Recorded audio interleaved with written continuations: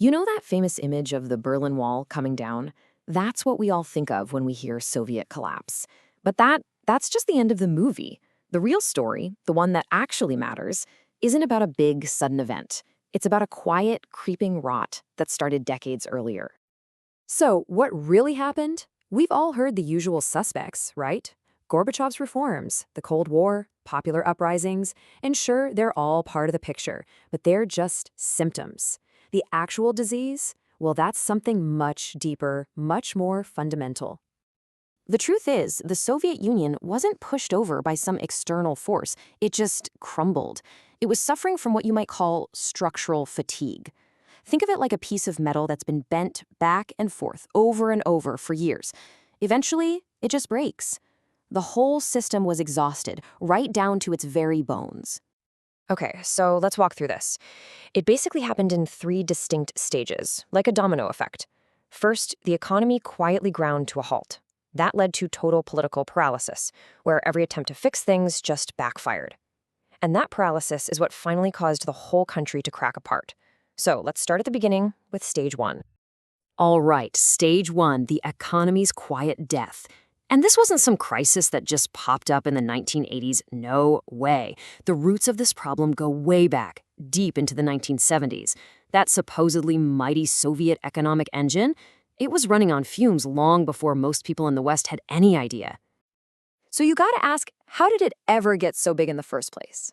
Well, their model was brutally simple. Expand to win. Forget efficiency, forget innovation. The Soviet strategy was just more. More land, more steel, more people, all thrown into massive industrial projects. And for a while, honestly, it worked like a charm. It was a brute force approach to building a superpower. But there's a fatal flaw in that model, right? You eventually run out of more, and that's exactly what happened in the 70s. They just hit a physical wall. They were running out of people, running out of easy-to-reach resources. They had basically run out of room to expand. The one and only trick in their economic playbook was suddenly useless. And this is where it gets really fascinating. The system wasn't just failing to innovate, it was actively designed to crush innovation. I mean, put yourself in the shoes of a Soviet factory manager. If you try something new and it works, great, you might get a little pat on the back. But if it fails, oh, you're in deep, deep trouble. So what does everyone do? You just copy-paste last year's plans. The system was built to stagnate.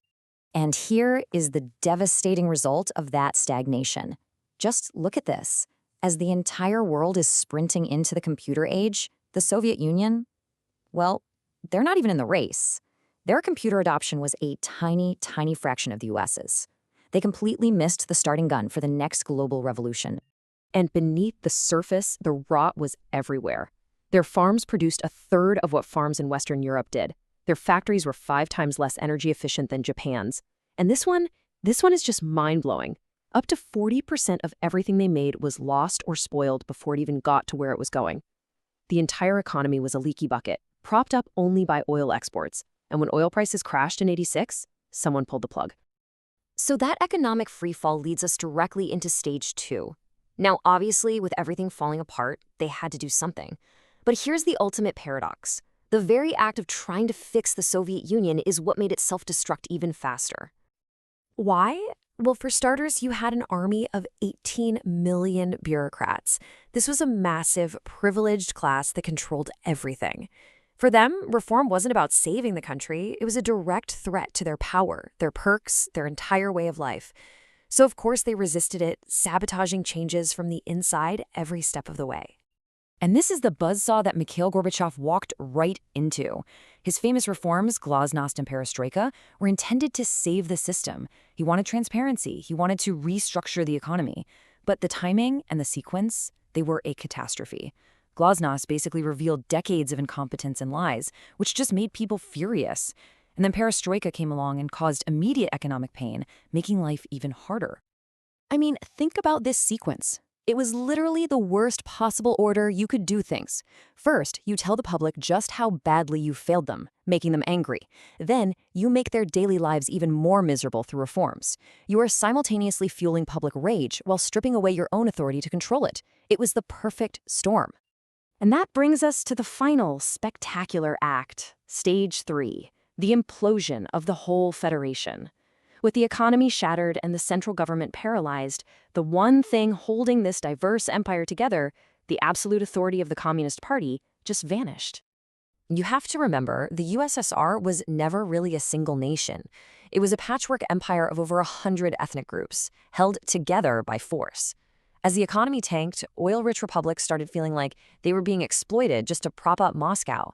And at the exact same time, Glasnost was uncovering all the state's darkest secrets. Historical massacres, oppression, which woke up all these long-dormant nationalist feelings. But here's the part of the story most people get wrong. The final, fatal blow, it wasn't delivered by Lithuania or Ukraine or any of the smaller republics. The institution that killed the Soviet Union was Russia. This quote says it all. In 1991, Boris Yeltsin declared that Russia, the very core of the Union, was now a sovereign country, and its laws were more important than Soviet laws. It was like a reverse revolution. It wasn't a colony breaking away from the empire, it was the imperial center itself walking out. Once the father says he wants a divorce, the family can't survive. The Soviet Union was over. So what's the lesson in all this? This story isn't just history. It's a timeless, powerful warning for any large organization, whether it's a giant corporation or a modern government. Because these warning signs are absolutely universal. Critical information never reaches the people at the top. Vested interests inside the organization sabotage any real change. Leadership clings to an old model long after it stopped working. And then, only when the crisis is undeniable, they try to be transparent, long after trust has been destroyed. This is the blueprint for how giants fall. And that leaves us with this final thought. The Soviet Union didn't just happen to collapse. In a way, its collapse was built into its structure from the very beginning.